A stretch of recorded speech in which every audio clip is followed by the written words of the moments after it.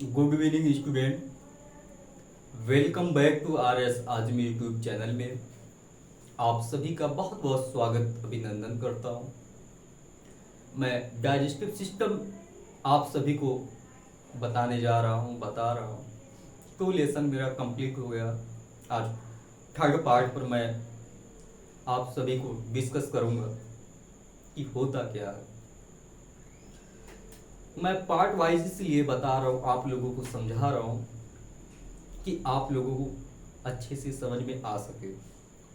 मैं भी चाहता एक भी लेसन में आपको एक पार्ट में कंप्लीट कर देता, लेकिन मैं ये नहीं चाहता हूँ कि आप समझ ना सको। मैं यही चाहता हूँ कि आप लोग कुछ सीखिए। देखिए, आपका समझना, आपका सीखना हमारी ताकत है। आपका समझना, आपका सीखना हमारी ताकत है स्टूडेंट। यहाँ पर मैं चैनल को पॉपुलर करने के लिए नहीं आया हूँ, बस मैं आप सभी को सिखाने के लिए आया हूँ।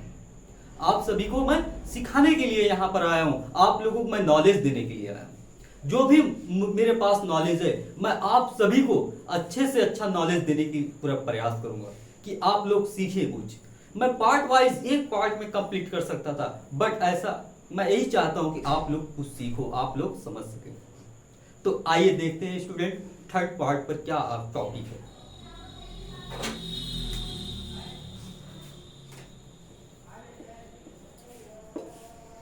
माउथ। तो जो कंपाउंड आप खाते हैं वो माउथ में खाते हैं। क्या खाते हैं? माउथ से 2 आर्गन अटैच होते, कनेक्ट होते, एक टीथ एक टंग। टीथ और टंग आपकी कंप्लीट हो गई। तो आपका माउथ से जो कंपाउंड आप खाते हैं, जो माउथ में आपका जो कंपाउंड आप खाते हैं, माउथ से आपका ओएसोफेगस में ट्रांसफर होता है। ओएसोफेगस में ट्रांसफर हो जाता है। कैसा हो जाता है? किसमें? ओएसोफेगस में ट्रांसफर हो जाता है। तो ओएसोफेगस को हिंदी में आहार नलिका कहा जाता है। क्या कहा जाता है? आहार नलिका कहा जाता है। तो ओएसोफेगस में 2 लंबी लंबी पाइप होती है। क्या होती है? 2 लंबी लंबी पाइप होती है स्टूडेंट।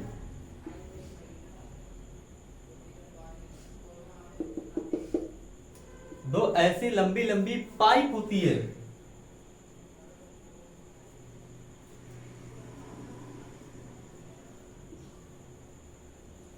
ए वाली पाइप को फूड पाइप कहते हैं। ए वाली पाइप को फूड पाइप कहते हैं। ए वालों को विंड पाइप कहते हैं। क्या कहते हैं? विंड पाइप कहते हैं, जिसे श्वास नली कहा जाता है। विंड पाइप को हिंदी में क्या कहते हैं? श्वास नली कहते हैं। क्या कहते हैं? श्वास नली कहते हैं। और फूड पाइप मतलब भोजन वाली नलिका। क्या? भोजन वाली नलिका।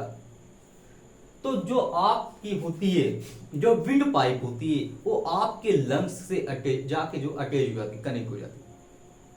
और जो फूड पाइप होती है, जब कोई कंपाउंड आप खाते हैं, हमें फूड भोजन करते समय बोलना नहीं चाहिए। सपोज दैट आप बोल दिए, क्योंकि यहाँ पे एक लेयर होती है, एक पतली सी झिल्ली होती है, एक मेम्ब्रेन होती है, जिसे एपिग्लोटिस कहते हैं। क्या कहते हैं? एपिग्लोटिस कहते हैं।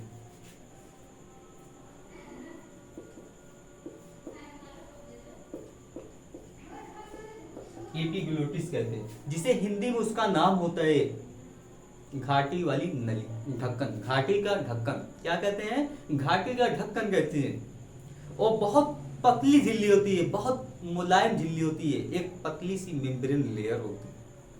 जब आप कोई कंपाउंड खाते हैं, एक जो होती है ढक्कन, वो आके इस पर ऐसे चिपक जाती है। वो आके विंड पाइप ऊपर ऐसे चिपक जाती है। जो भोजन आप खाते हैं, ऐसे ऐसे आप इसके बाद आपका स्टमक में ट्रांसफर हो जाता है। किसमें हो जाता है? स्टमक में ट्रांसफर हो जाता है। और आपकी जो एयर होती है, जिसे रेस्पिरेशन, जब आप श्वास लेते हैं, जब अपने नोज के थ्रू, नाक के थ्रू एयर लेते हैं, तो क्या होता है? ये एयर, इसका विंड पाइप क्या करता है? विंड पाइप एयर को आपके लंग्स तक पहुंचाने का काम करता है। क्या करता है? आपके लंग्स तक पहुंचाने का काम करता है। और जो फूड पाइप होती है, सपोज दैट आप भोजन कर रहे हैं और उस वक्त आप बात कर रहे हैं, बोल रहे हैं, तो आपका भोजन अगर इस विंड पाइप में गलती से आ गया तो कौन सा रास्ता ब्लॉक हो जाता है? कौन सा रास्ता ब्लॉक हो जाएगा? तो आपका ऑक्सीजन वाला रास्ता जो होता है वो ब्लॉक हो सकता है, ब्लॉक हो जाएगा, बंद हो जाएगा, जिससे हमारी बॉडी में ऑक्सीजन का अमाउंट जो होगा वो कम हो जाएगा, जिससे हमें हार्ट अटैक आ सकते हैं, हम मर भी सकते हैं, हमारी डेथ भी हो सकती है। तो स्टूडेंट, हमें भोजन करते समय बात नहीं करना चाहिए, हमें हंसना नहीं चाहिए, हमें हंसना नहीं चाहिए। तो आपका भोजन जो होता है स्टूडेंट, जो तो स्टमक में ट्रांसफर होता है, किसमें होता है? स्टमक में, जिसे आमाशय कहा जाता है, जिसे पेट कहा जाता है, जिसे उधर गुहा भी कहते हैं। तो आपके स्टमक वाले पार्ट में एक गैस्ट्रिक ग्लैंड होती है, एक गैस्ट्रिक ग्लैंड होती है, एक आमाशय ग्रंथियां होती है। आपके स्टमक में एक गैस्ट्रिक ग्लैंड होती है, एक गैस्ट्रिक ग्लैंड होती है, जिसे आमाशय ग्रंथियां कहते हैं, जिसे आमाशय ग्रंथियां कहते हैं। आपके स्टमक में जैसे आपका भोजन आया, वो आधा से एक घंटे वैसे ही पड़ा रहता है, एग्जैक्ट पड़ा रहता है। अगर आप एक्सेज अमाउंट में भोजन कर लिए, एक्सेज अमाउंट में आप फूड को खाए, खाना को खाए, तो आपके स्टमक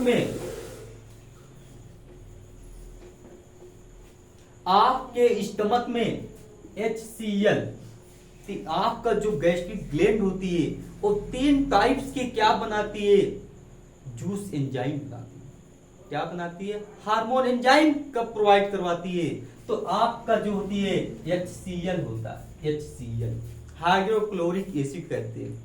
वो एक्सेस अमाउंट में बनने लगता है और आपका पीएच जो होता है वो कम होने लगता है। क्या होता है? कम होते जाता है, कम होने लगता है, जिससे आपके स्टमक में जलन महसूस होने लगती है। क्या महसूस होने लगती है? जलन महसूस होने लगती है, जिससे एसिडिटी हो जाती है, जिसे अम्लता कहते हैं, अम्लता, जिसे हिंदी में अम्लता कहते हैं, अम्लता। तो क्या होता है जब हमारे स्टमक में एसिड का अमाउंट एक्सेज अमाउंट में हो जाता है, एसिड एक्सेज अमाउंट में हो जाता है, तो हम एसिड के अपोजिट हमें किसकी जरूरत होती है?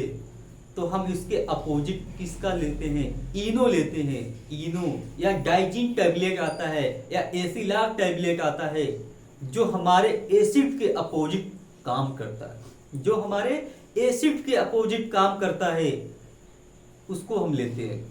तो आप HCl एक्सेज अमाउंट में होता है जब आप कोई कंपाउंड खाते हैं, वही HCl अगर खाना के साथ हम कोई जीवाणु या विषाणु खा लेते हैं, तो यही HCl क्या काम करता है? आपके विषाणु और जीवाणु को किल करने का काम करता है, वो मारने का काम करता है।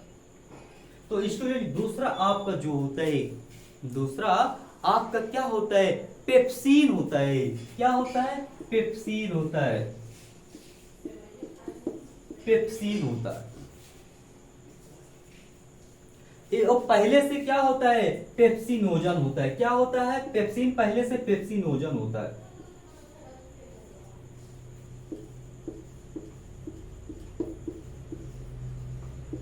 पेप्सिनोजन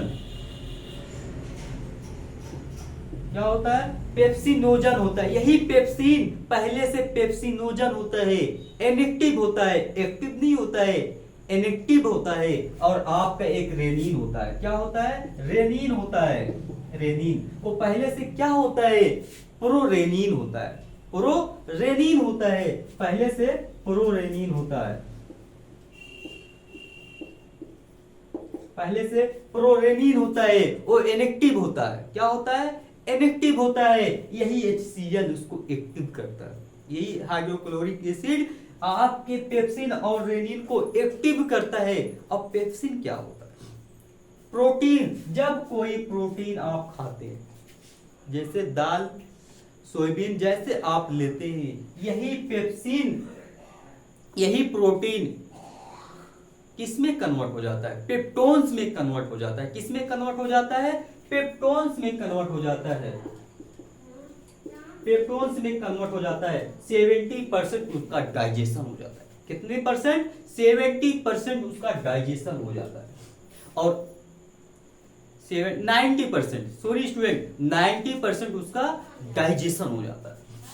यही प्रोटीन का 90% डाइजेशन हो जाता है।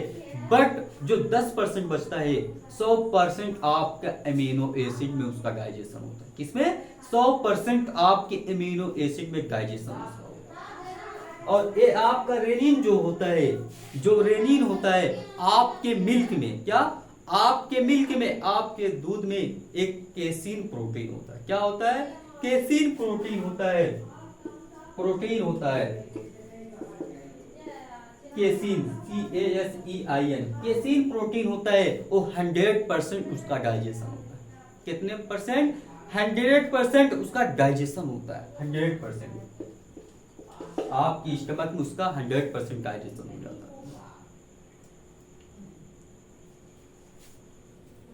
तो स्टूडेंट, उसका 100% डाइजेशन होता है। अब स्मॉल इंटेस्टाइन, अब आपका भोजन किस में होता है? स्मॉल इंटेस्टाइन के किस पार्ट में ट्रांसफर होता है? स्मॉल इंटेस्टाइन को 3 पार्ट्स में डिवाइड किया गया है। स्मॉल इंटेस्टाइन को 3 पार्ट्स में डिवाइड किया गया है। तो स्मॉल इंटेस्टाइन की जो लेंथ होती है, स्मॉल इंटेस्टाइन की जो लेंथ होती है, कितनी होती है? स्मॉल इंटेस्टाइन की जो लेंथ होती है,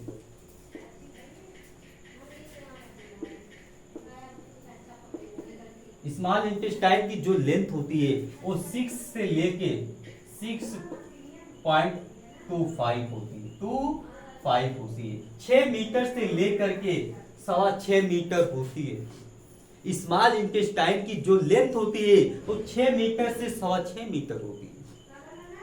और जो लार्ज इंटेस्टाइन की लंबाई होती है वो 1 से लेकर के 1.5 मीटर होती है। 1 से लेकर के 1.5 मीटर होती है। लार्ज इंटेस्टाइन की जो लंबाई होती है वो 1.5 मीटर तक होती है। बट स्मॉल इंटेस्टाइन के जो डायमीटर होता है, जो उसका व्यास होता है, वो कितना होता है? 1 इंच होता है। जो स्मॉल इंटेस्टाइन का डायमीटर होता है, जो उसका व्यास होता है, वो 1 इंच होता है। 1 इंच होता है। तो स्मॉल इंटेस्टाइन को 3 पार्ट्स में डिवाइड किया गया है। तो स्टूडेंट, मैं आपको लीवर वाले चैप्टर में उसको बता दिया हूं डिटेल से, तो थोड़ा बहुत इस पर भी डिस्कस करूंगा। तो स्मॉल इंटेस्टाइन का जो स्ट्रक्चर होती है वो इसी टाइप की होती है। ए वाले पार्ट्स को डुओडेनम कहते हैं, और ए वाले पार्ट्स को आप जेजुनम कहते हैं, ए वाले पार्ट को आप इलियम कहते हैं। I for ileum, J for jejunum, D for duodenum कहते हैं। तो स्मॉल इंटेस्टाइन के किस पार्ट्स में आपका भोजन होता है? स्मॉल इंटेस्टाइन के डुओडेनम वाले पार्ट्स में आपका भोजन होता है। किसमें होता है? आपका भोजन होता है। तो जो आपकी स्मॉल इंटेस्टाइन के एक डक्ट के थ्रू अटैच्ड होता है, कनेक्ट होता है, एक ऑर्गन कनेक्ट होता है जिसे आप लीवर कहते हैं, जिसे यकृत कहते हैं, अब लीवर का काम क्या होता है? लीवर की स्टडी को क्या कहते हैं? लीवर की स्टडी को हिपेटोलॉजी कहते हैं। लीवर की स्टडी को हिपेटोलॉजी कहते हैं। हिपेटोलॉजी कहते हैं। मैं आप सभी को लीवर के पार्ट्स में इस पर बहुत डिटेल से मैं जानकारी दिया हूं, आप लोगों को बताया हूं, बट थोड़ा बहुत इस पर भी दूंगा। हिपेटोलॉजी कहते हैं, हिपेटो का मतलब होता है और यकृत, लीवर होता है, और लॉजी का मतलब होता है किसी भी चीज या किसी भी ऑर्गन के बारे में अध्ययन करना। लॉजी का किसी भी चीज या किसी भी ऑर्गन के बारे में अध्ययन करना लॉजी कहलाता है। Study about is known as liver is the हिपेटोलॉजी।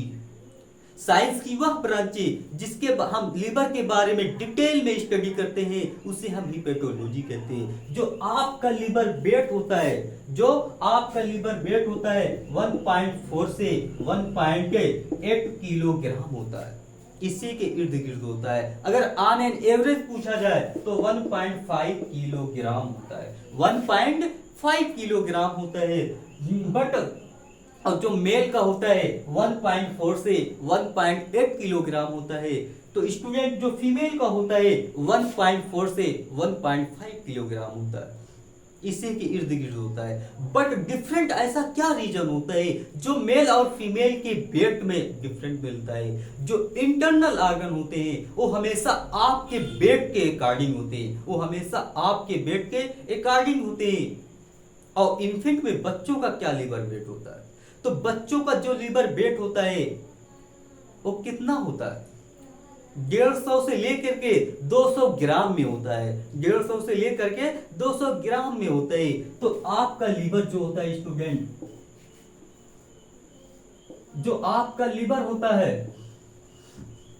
जो आपका लीवर होता है उससे दो, एक सेक लाइट एक लीफ लाइट स्ट्रक्चर कनेक्ट होती है, अटैच्ड होती है, जिसे जो आपकी सेक लाइट स्ट्रक्चर होती है जिसे आप गॉल ब्लेडर कहते हैं, जिसे पित्ताशय कहा जाता है।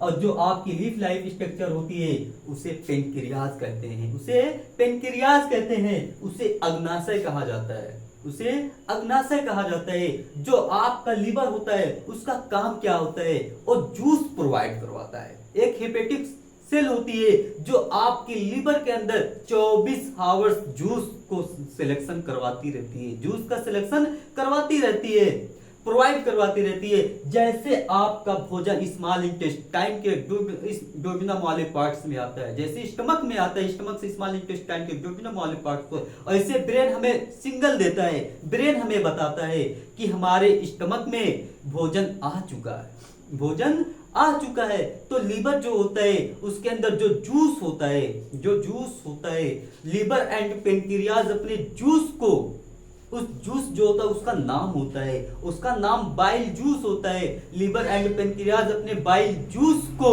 स्मॉल इंटेस्टाइन के डोडेनम वाले पार्ट्स में डालते हैं, स्मॉल इंटेस्टाइन के डोडेनम वाले पार्ट्स में डालते हैं। तो आपका बाइल जूस जो होता है वो किस कलर का होता है? तो आपका बाइल जूस जो होता है वो ग्रीन कलर का होता है। स्टूडेंट, वो किस कलर का होता है? वो ग्रीन कलर का होता है। लेकिन क्यों होता है? उसका रीजन क्या होता है होने का? तो आपका लीवर दो पिगमेंट कलर बनाता है, दो पिगमेंट कलर बनाता है।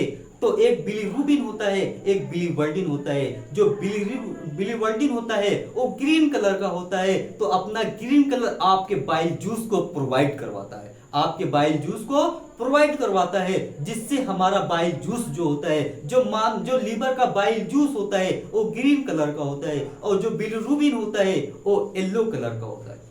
हमारे बॉडी के अंदर ब्लड होता है, ब्लड के अंदर प्लाज्मा होती है, प्लाज्मा का कलर येलो कलर होता है। जब आपका लीवर, जब मानव का लीवर, जब ह्यूमन का लीवर डैमेज होने लगता है, खराब होने लगता है, तो यही बिलीरुबिन एक्सेस अमाउंट में बनने लगता है, जिससे आपकी स्किनों पर, आपके बॉडी पर, आपकी आंखों पर पीले पीले कलर जमने लगते हैं, जिससे आपको जॉन्डिस हो जाती है, जिससे आपको पीलिया हो जाती है, जिससे हीमोग्लोबिन ट्रांसपोर्टेशन कैपेसिटी खत्म हो जाती, कम होने लगती है, जिससे ऑक्सीजन की कमी हो जाती है, जिससे हार्ट अटैक आते हैं और हमारी डेथ हो जाती है। तो पेनक्रियाज होती है, और पेनक्रियाज का काम क्या होता है?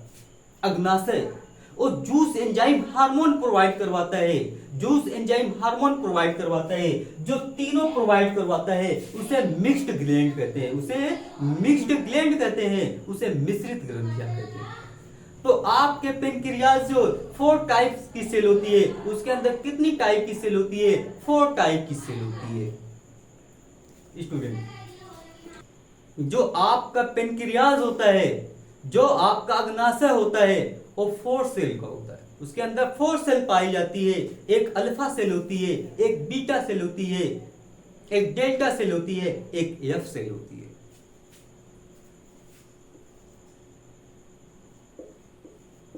Alpha cell, beta cell, delta cell, एक आपकी एफ सेल होती है, एक आपकी एफ सेल होती है। अगर बीटा सेल आपकी 90% है, अगर आपके पेनक्रियाज के अंदर बीटा सेल 90% है, तो आपकी अल्फा सेल 5% होगी, और आपकी जो होती है 2.5% सेल होगी डेल्टा सेल, और आपकी एफ सेल जो होगी वो भी 2.5% होगी, वो भी 2.5% होगी। अगर देखिए जो बुक्स होती है उसमें अलग अलग दिया रहता है, उसमें डिफरेंट टाइप दिया रहता है। अगर आपकी बीटा सेल 70% है तो आपकी जो अल्फा सेल होगी वो 20% होगी। क्या होगी? 20% होगी। और जो आपकी डेल्टा सेल होगी वो 5% होगी, और जो आपकी एफ सेल है वो भी 5% होगी, वो भी 5% होगी, वो भी स्टूडेंट 5% होगी।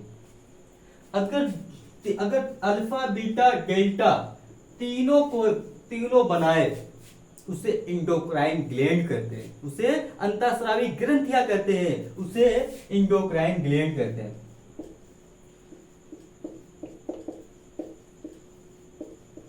उसे इंडोक्राइन ग्लैंड कहते हैं, उसे हिंदी में अंतःस्रावी ग्रंथियां कहते हैं। अगर जो सिर्फ एफ सेल बनाए उसे क्या कहते हैं?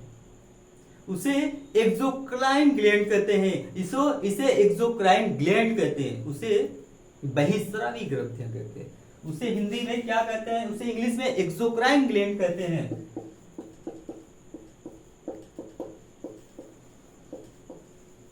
इसे एक्सोक्राइन ग्लैंड कहते हैं, जिसे बहिस्रावी ग्रंथियां कहते हैं, जिसे बहिस्रावी ग्रंथियां कहते हैं। अगर तीनों का सिक्रेशन कराए तो क्या कहते हैं? उसे मिश्रित ग्रंथियां कहते हैं, उसे मिक्स्ड ग्लैंड कहते हैं।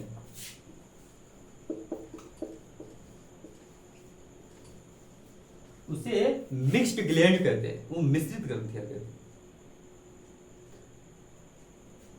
तो स्टूडेंट, आप सभी को किसी भी प्रकार की कोई डाउट हो आप कमेंट करके जरूर बताएं, मैं इससे से अच्छा बताने की पूरी प्रयास करूंगा। और मुझे आप सभी से बहुत उम्मीद है, आप सभी को कभी भी किसी भी प्रकार की कोई डाउट नहीं होगी। अगर किसी भी स्टूडेंट को कोई डाउट हो आप कमेंट करके जरूर बताएं। नेक्स्ट क्लास में फिर मिलेंगे। Thank you.